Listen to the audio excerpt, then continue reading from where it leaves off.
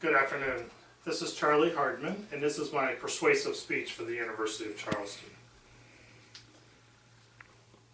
In March of 2016, I was elected as a member of the Board of Elections for Wayne County, Ohio. The Board of Elections is made up of 4 members. There are 2 Republicans and 2 Democrats. Now you might think with 2 Republicans and 2 Democrats, how could they ever make a decision because they have such different belief systems? Well, the fact is that we have set a mission and a vision for the Board of Elections. And that is to work to engage and also inspire voters to make sure they come and cast their vote on election day. A lot of people ask me, well, why should I vote? My vote doesn't matter. In the past 2 years in the state of Ohio, 98 races and issues have been decided by 1 vote or ended in a tie. If it ends in a tie, then they have to flip a coin, draw a name out of a hat, or come up with some other tie-breaking criteria to decide who won the election. We're well aware of the presidential election that's going on this year.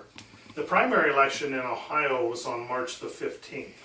According to the Secretary of State's website, less than 43% of the registered voters in the state of Ohio cast their ballot on that day. That's less than half of the people.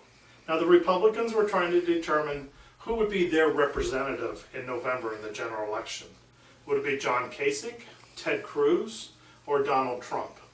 On the Democratic side, they were trying to determine whether it be Hillary Clinton or Bernie Sanders. Pretty important decision to be made for our country. Less than half of the people made that decision. These are people who, when we make elected officials and vote for them, these are people who make decisions on important matters for our everyday life. Tomorrow is tax day and nobody likes to pay taxes. Elected officials help make the determination of what our taxes are. They pass laws that we have to abide by. Judges who are elected make the decision if someone's guilty or not guilty and what their punishment will be.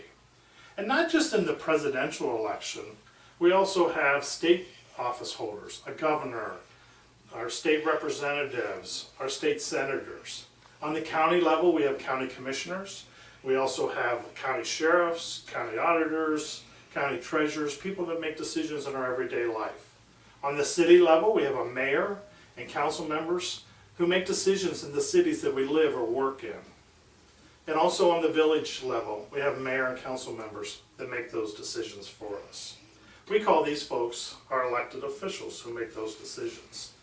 Well, I might just be too busy because, I'm a full-time student at the University of Charleston. I work full-time, I have a family, and I just don't have time to go vote.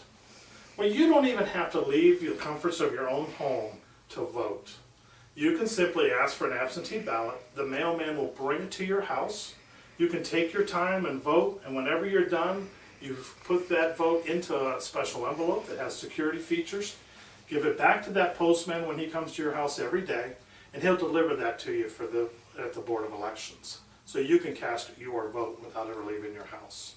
In Ohio, we had early voting. For 4 weeks prior, you could come into the Board of Elections and actually cast your vote. That included during the week, but also 2 Saturdays and 1 Sunday. And then on election day, the polls are open from 6 o'clock in the morning till 7 o'clock p.m., 13 hours to give you an opportunity to cast your vote. Now, let me ask you this. How many people have served in the military? First, let me say thank you. Thank you for your service. It's because of what you fought for I have the right to go and cast my vote. There are people who have lost their lives defending those types of freedoms. There are many countries out there that would be more than happy to have the ability to cast their vote. So who's my vote for president? Well, I'm going to vote for John Kasich because I think he's the best candidate to lead us as the next president of the United States of America. Now, if you agree with me, by all means, I want to make sure you go to the polls. But more importantly, if you disagree with me, then you need to go to the polls and cast your vote so we know what your opinion is as to who the next president of the United States might be. It's important to know your candidates and become an informed voter, because that's how you make the best decision. I always say that, if you complain, you can't complain unless you voted. If you vote, then you have the right to at least complain. If you're not involved in the process, then I don't believe you can complain. In conclusion, let me say this. Every vote does count. And voting does affect you, and it affects me every day. The opportunity is there for absentee, early voting, or voting on election day. And we should honor those who served and given us the right to be able to cast our ballots and our votes. I encourage you to be part of the solution, not part of the problem. Thank you very much for the opportunity to speak with you, but more importantly, I'll see you at the polls in November. Thank you.